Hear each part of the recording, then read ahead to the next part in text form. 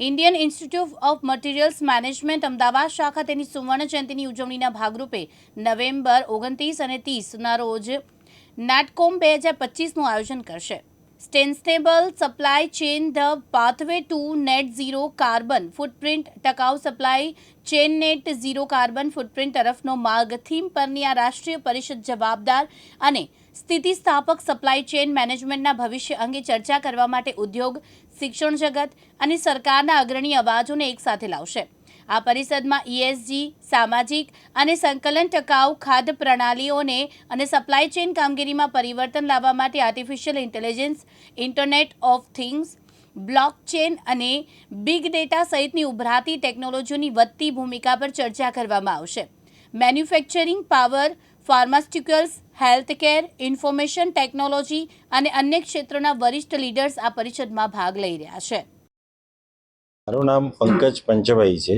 હું Indian institute of materials મેનેજમેન્ટના vice president waste છું. આપણા માટે અમદાવાદ માટે આ ગર્વની વાત છે કે 50 વર્ષમાં આ ફર્સ્ટ ટાઈમ આપણું નેટકોમ આ નેશનલ લેવલનું ઇવેન્ટ આ થઈ રહ્યું છે. આ ઇવેન્ટ આ પ્રોગ્રામ દરમિયાન અમે અમારા જે ડેલિગેટ્સ આવવાના છે એ સરને કીધા પ્રમાણે તમારે 100 ઇન્ડસ્ટ્રીઝમાંથી આવવાના છે, જેનામાં 75ના ઉપર ગુજરાતના કંપનીઓ છે. અને અમે એનામાં અવેરનેસ લાવવાના છે કે એમને એજ્યુકેટ કરીને, એમનામાં લીડરશિપ લાવીને, એમનું એટીટ્યૂડ પર્યાવરણ પ્રત્યે ચેન્જ કરીને નેટ ઝીરો કાર્બન ફૂટપ્રિન્ટ સુધી અમારે પહોંચવાનું છે. આપણા મોદી સાહેબનું આ વિઝન છે, સસ્ટેનેબલ રહ્યા છે. એના માટે આપણે આપણા માનનીય ચીફ મિનિસ્ટર સાહેબ ભૂપેન્દ્રભાઈ પટેલ સાહેબ એમનું પણ અમારે મેસેજ મળ્યું છે. અને ક્લાઇમેટ કેબિનેટ મંત્રી अर्जुन मोडवाडियाનું પણ हमारे मैसेज મળ્યું છે. એમના પણ શુભેચ્છા મળ્યા છે. मेरा नाम ललित राज मीणा, राष्ट्रीय अध्यक्ष भारतीय सामग्री प्रबंध संस्थान. इसमें हमारी जो पूरी भागीदारी है लगभग 100 कंपनियों की है जो सारे भारत से आएंगी.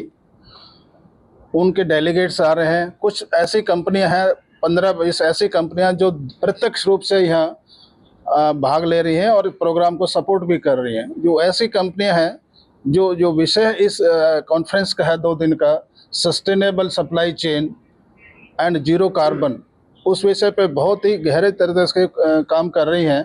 और आगे क्या काम करने जा रही हैं, उससे हमारे देश को, हमारे जनता को क्या उसको बेनिफिट होगा, वो हम 2 दिन में ये डिस्कशन करने जा रहे हैं. और इस डिस्कशन के बाद जो आउटकम भारत सरकार और राज्य सरकार को भी प्रेषित करेंगे कि हम इस एरिया में आगे बढ़े तो हमें, हमारे देश को, हमारे प्रदेश को ये फायदा होगा.